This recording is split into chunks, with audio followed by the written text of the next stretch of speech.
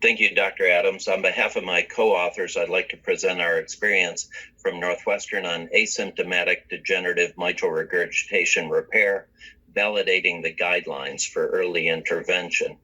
These are my disclosures, which are largely irrelevant to this talk. The background of asymptomatic mitral regurgitation includes that eventually it became a class 2A indication in the guidelines to perform surgery. That's assuming there was chronic severe mitral regurgitation, and it was deemed reasonable was the word that they used, assuming that there was a 95% chance for a durable repair, less than 1% mortality, and in a center of excellence.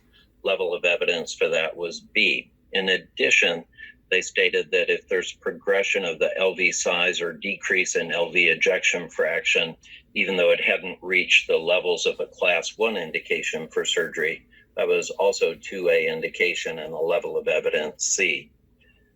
However, watchful waiting until class 1 indications occur in some papers have been shown to lead to an outcome penalty that the patients may not do very well if you wait until they have progressed to a class 1 indication. But recent US data show that only 4.4% of DMR repairs are actually performed in the New York Heart class 1 or asymptomatic patients. So the study that we performed was to look at the risks and the benefits of New York Heart class 1 versus 2 versus 3 and 4 regarding 30-day and late survival, perioperative complications, repair rate, MR recurrence and reoperation, TR recurrence, and then atrial fibrillation ablation success. The statistical analysis was complicated in this group. The most important is lines 3 and 4. There was 1-to-1 propensity score matching. Standardized mean differences were used to assess covariant balance. There was also a secondary 3-way 1-to-1-to-1 PS-based analysis of overall survival with or without matching weights. The methods, this series began in April 2004 through June of 2018. It's one surgeon, me.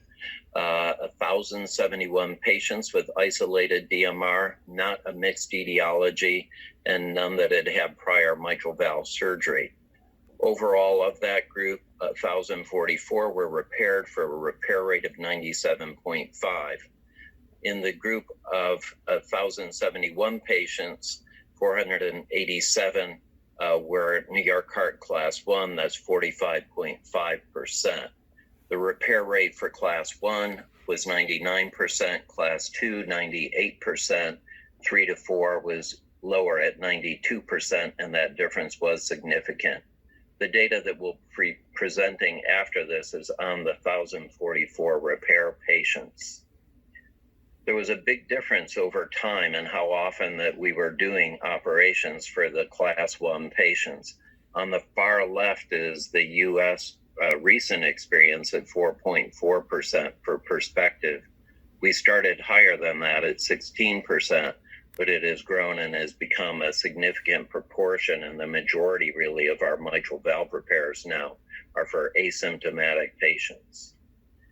In addition, as we were seeing patients earlier in the disease course in the DMR patients, we were seeing less preoperative atrial fibrillation. It began at about 40 to 30%, and it was steadily declining. It didn't quite reach significance, but there was a trend at 0.09. We thought that we might see less moderate or more tricuspid regurgitation over time as well, but that did not turn out to be true. But there is significant variation. It was 21% in the high years and down to 3% in 2018. These are some of the characteristics of this group of patients. The class 1 patients were younger than the rest of the patients. There was more heart failure in the class 3 and 4 patients by a large amount. The AF history was significantly different in these groups. 19% for class 1, up to 32 in the class 3 to 4. The length of stay was longer for the class 3 to 4 patients. With almost 500 patients, there was zero 30-day mortality in the class 1 patients, and the overall for the entire group was 0.4%. These are the late results at 10 years. Freedom from reoperation for the group of patients that were in class 1 was 100%. For the entire group was 99.6%. Freedom from moderate to severe or greater, that's 3 to 4 plus MR that we referred to before, for the class 1 patients was 98.6%. Freedom from moderate MR at any point was 84.2%, and that curve does include patients who may have had one episode of moderate MR years before, with subsequent echoes showing mild or less. I'm going to just summarize a series of analyses and curves, but all in all, there was no difference in the recurrence of MR, need for mitral valve reoperation, or the progression of tricuspid regurgitation by New York Heart Association class. Freedom from atrial fib off antiarrhythmics at last follow-up for the group of patients who had been ablated, which was 100% of patients that showed up with a history of preoperative atrial fibrillation, was significantly different. It was much better, over 92% for the group of patients in class 1, and dropped down to about 80% in the group of patients who were class 3 to 4. The survival we analyzed several ways.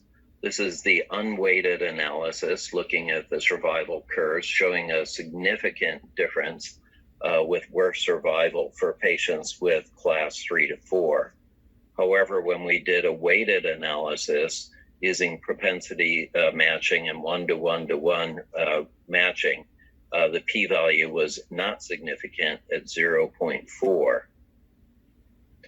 We then went on and did further analyses, and what we showed on the top slide is that for the class 1 and class 2, there was almost no difference in survival. Those curves are nearly identical, p-value of 0.7. On the other hand, the bottom left is the matched survival for class 1 versus class 3 to 4. Of note, there's only 77 patients that we were able to match in that group. The p-value there showed a trend. It was 0.11. When you look at the absolute values, though, at 10 years, they look quite different. Class 1 had survival at 10 years of 91.7 versus class 3 to 4, 81.3. On the right is the matched survival for class 2 patients versus 3 to 4 with 115 patients. This also showed a strong trend with a p-value of 0.06. Again, the differences in the absolute numbers at year 10 were significant, 85.5 versus 72.8%. We then asked the question for the patients that had asymptomatic patients who had LV dysfunction, that's a class 1 indication for surgery. Did they do worse than those who had only a class 2A indication for surgery? They were asymptomatic with normal LV function. So of the 487 patients, 33% either had a left ventricular ejection fraction less than 60% and or LVN systolic diameter greater than 40 millimeters. In that group, we were not able to show a difference in survival with a p-value of 0.2. Again, at 10 years, the differences, however, do look different, especially in the LVEF less than 60 group. So in summary, for class 1 patients in the entire group, including the ones replaced, there was a significant increase in the referrals for that group of patients over time. The repair rate was 99%, 30-day 100% survival. Pre-discharge, moderate MR was present in 0.8%. None had more than moderate. At 10 years, 100% of that group of patients were free from reoperation. 1.6% had more than moderate to severe MR. 15.8% had moderate or had moderate. There was a higher freedom from atrial fib than in class 2 or 3 to 4. And after matching, however, there was the same survival as class 2 in class 1. The inferences from this study are that early surgery for class 1 patients is reasonable, it's safe, it's effective, and it's durable. There was no survival penalty that we were able to demonstrate with high survival, however, at Northwestern and all the groups compared to the literature, much of which goes back to the 1990s. And there was not a large sample size in class 3 to 4, but there were trends towards a survival difference. The outcome penalty between class 1 versus class 2 was not apparent in this study. So therefore, surgery in selected New York Heart class 1 or 2 are both successful approaches, and it depends in large measure on patient preference. Thank you very much. Pat, I'm delighted that I have an opportunity to discuss your paper. I want to start the discussion by congratulating you and your team on these extraordinary results of mitral valve repair in patients with degenerative disease.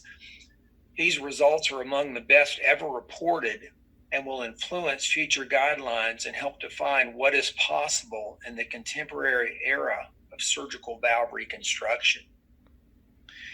Let me ask you, given the outcomes you now report, which asymptomatic patients with severe MR and preserved left ventricular function would you be willing to follow at this point? From 20,000 feet, it seems to me like the guidelines have it right. The presence of severe MR and degenerative disease can and probably should be treated in the modern era if results approaching yours are achievable. Thanks, David. Well, a lot of it is up to the patient, the decision. We're recommending surgery typically in that group of patients. Sometimes they've just been diagnosed a month or so beforehand. It takes them a little while to become comfortable with it. The things that make me tend more towards being more conservative, I guess I would say, would be if the patient has prolapse but doesn't actually have ruptured cords. The other would be if they have late systolic MR on the echo. The other would be in that group of patients that want to think about it a little bit. We always get an exercise echo, and if their exercise capacity is good, and if their PA pressures don't rise, then we're comfortable in watching them. But we do that, and we give them the caveat that they really need to carefully follow every 6 months with an echo and periodically exercise echo. And we talk to them about the symptoms that they can develop. And I'd stress that there have been really objective exercise studies done in allegedly asymptomatic patients, and they repeat the study 3 to 6 months after surgery and find out their exercise capacity is actually significantly better. So many of these are patients that just say, I'm getting older, and so they don't really attribute it to symptoms. I wonder, Pat, if you could comment on the reasons the replacement rate was higher in patients that were class 3-4. Was this related to pathology, surgical risk, or both? It's a little of both. It was a group of patients that were in general older. I reviewed the 27 patients that had a mitral valve replacement, and the ones that were replaced typically had calcification of the leaflets themselves, many in their late 70s or 80s. Some had old SBE in the setting of multiple valve operations. The group that were at class 3 to 4 were much more likely to be reoperations. And in that group of patients, just in general, elderly patient reoperation, just to reduce the cross clamp and pump time, we may have tended towards a replacement, but still the repair rate in that group was high. Oh, it's very high. In a recent editorial, Ani and Yamu and I wrote in Jack by invitation to discuss Tyrone David's publication of his very long-term outcomes in degenerative patients. We pointed out the need to address other processes associated with severe MR, not just eliminate the mitral regurgitation at the time of surgery. Can you comment on your 100% use of the Maze procedure in patients with AF in your series, which of course is very different than what we read from the STS database? Tell us about the keys to achieving the extraordinary successful results you reported as well, a 90% cure rate in class 1 patients. So, part of it is just to try to do this procedure very efficiently. So years ago now, I switched to cryoablation instead of bipolar radiofrequency ablation. Is kind of faster and easier. And I have a technique that we're submitting about using 3 cryoablations to complete a box lesion that also includes a lesion of the mitral valve annulus, and the box goes over the left atrial appendage. And then also there's an ablation of the coronary sinus. So with 3 applications of the cryoprobe, you can do all the classic left-sided maze, Cox-Maze procedures, except for the septum. Many of the patients only had a left-sided maze. We published our results with that before. Again, in this group of patients that are being referred early, there isn't as much tricuspid regurgitation in some of them. They don't have a big dilated right atrium. They were paroxysmal atrial fibrillation. And so for that group of patients, we think that the procedure will be enough and it'll be successful because there's no real right-sided pathology when you see them that early. Whether the absence of AFib over time protected them from recurrent MR is, I don't know that. It's certainly been associated with recurrent tricuspid regurgitation in patients that weren't treated. Perhaps patients might have developed some cardiomyopathy from the atrial fib that might have led to some restricted motion, but that'd just be speculation. Yeah, I must say, when I read your paper, I speculated that your success in treating AFib actually did help the overall results, and just the really incredible survival you're reporting. Having said that, Pat, I'm less convinced about your conclusions regarding the impact of functional class on outcomes. One of the advantages of helping on the ATS quality gateway is I'm on the phone all the time with Dr. Blackstone, and I was speaking to Gene earlier about something else, and I ran that concept by him because it just puzzled me, and we both know all the literature in this, and this is obviously novel. I think this is the first time we've not seen symptoms implicated in terms of outcomes. And, I must say, after looking at that with him, we believe your propensity matching is a bit flawed, because if you look at the numbers, what I mean by that is you're taking the worst patients from the class 1 group and you're comparing them to better patients in the class 2 group and the best patients in the class 3-4 group. I'll give you an example. The survival in unadjusted class 1 patients was 92%. But in your propensity match class 1 cohort, it was only 87.3%. So the survival in the class 1 patients not matched had to be much higher than 92%. These patients you selected were sicker and probably older. By comparison, the unmatched class 3-4 patients had an unadjusted survival of 75%. But in your propensity match cohort, the survival rose to 82%. These were the best class 3-4 patients being compared to the worst class 1 patients. I'm sure this also happened to some degree in the class 2 cohort matching. Over half the patients from both class 1 and class 2, about a third of the patients from class 1 and class 2 were excluded during your propensity matching. I point this out because I don't think we're quite ready to dismiss the outcome penalty of New York Heart Association classical survival based on your data. So I couldn't agree with you more. So as they say, the absence of proof is not the proof of absence. And so my statistician and I have discussed this a few times, and he admits that in this comparison, it's somewhat of a forced comparison because the groups are different at baseline. So when I gave my presentation in particular, I wanted to show the absolute difference in survival. And in the propensity matching, there was a trend towards a difference in survival. And some of those numbers ended up being pretty low. If we'd had larger numbers, I'm sure we would have seen the difference. Now, I have to say that is for class 3 and 4. For Dr. David's paper and for ours, the difference in survival between class 1 and class 2 was not different. And so I don't think that there's that much of a difference if you wait a little bit until patients get early symptoms. But I want to make sure the take-home message is don't wait until your patients are developing more advanced symptoms.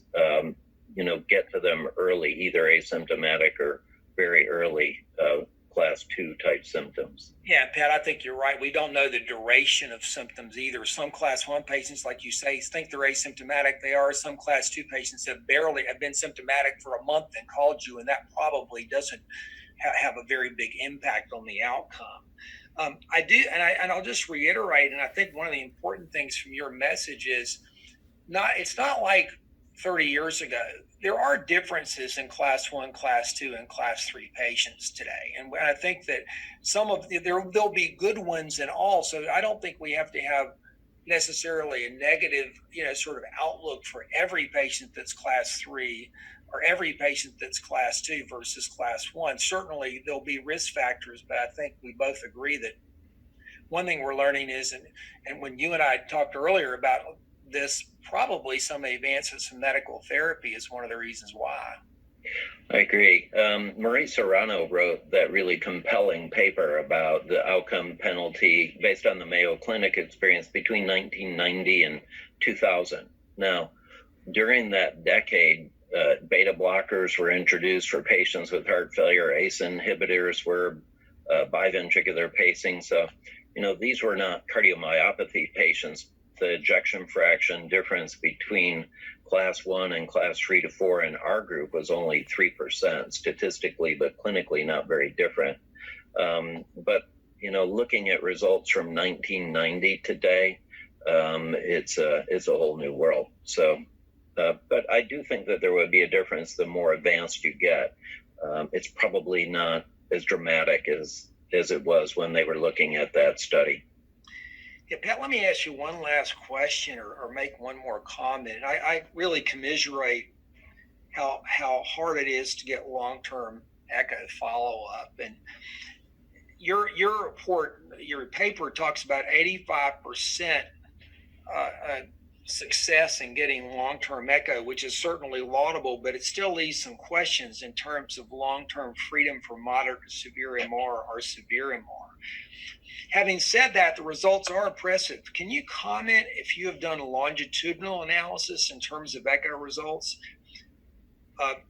What I mean by that is, again, it's a more valuable data point to have, for instance, an echo that's 7 or 8 years post-op than 6 months post-op. So how are you going to handle that in the final paper? Yeah, so we try to get our database people in particular to focus on getting late echoes, but remember the use criteria by echo, they try not to have people routinely do an echo. I'd love to have them get an echo every single year in this group of patients. But the criteria are more if they have a murmur in also. We weren't able to get all of them. There's no universally accepted way or standard way to report echo reports. It's kind of like reporting freedom from atrial fibrillation. We all sort of struggle with it when we write these papers, and there's no perfect way to do that. So we did it 2 ways. In some ways it's worst case scenario looking at moderate at any point. We all know that patient may have moderate on month 6 and thereafter maybe mild because they showed up and they had hypertension or had a lot of salt or something. But the more important are the group that have more than moderate, because that's more indicating they had an organic lesion, and that group fortunately was low. Yeah, Pat, I'll just finish by saying I know this COVID pandemic has really changed all of our lives and put a lot of pressure on us external from the fun part, like what we're doing this afternoon, which is sort of, the academic pursuit of excellence to try to understand our own data and share it with others. But I just want to say, I think when you're done with all of these analyses and your paper is published, it's going to become another important benchmark that will be quoted and referred to often. So I really want to congratulate you and your authors on this paper. Thanks, David. I appreciate the comments, and we're all thinking of you in New York City during this difficult time. Well, we're getting better. Just before we leave, let me open up open up the microphone and maybe Tyrone can make a comment. Tyrone's paper last year, looking at the very long-term outcome, is, in my opinion, the true benchmark. So we can't leave this section without Tyrone making a comment. Well, I don't have much to add. Maybe some questions to Patrick. How do you do these operations? Robotic, thoracotomy, sternotomy? No, these are all old-fashioned, Tyrone. These are all sternotomy operations. There is a paper that we have submitted that is about the specific technique, and as many people know, I have a measured technique. It's very precise how we do this, shooting for a coaptation length. So the guys who are trying to develop less invasive approach, I don't think it's less invasive at all. Less scar in the chest, not as extensive incision as a sternotomy, partial or full sternotomy. To have 100% freedom from reoperation and only 1.5% severely marred at 10 years, that's going to be very, very tough for those poor guys. They'll never be able to measure up. So if I'm a patient and I can read English, I'm going to Google, find your paper, then my dilemma is going to be, should I compromise the quality of my operation for a scar in the chest? The other one is, I'm amazed that you have no reoperation at all. Because at least in my hands, the functional class has no effect on the durability of the operation. On survival, yes, very important. Is the pathology of mitral valve that affects long-term outcome. P2 prolapse very seldom fails. At 20 years, maybe 2 or 3% came up with disease elsewhere. A Barlow's with multiple segment prolapse, they are tough operations. And the moment you start doing asymptomatic, we are doing more and more people in 30, 40, and 50.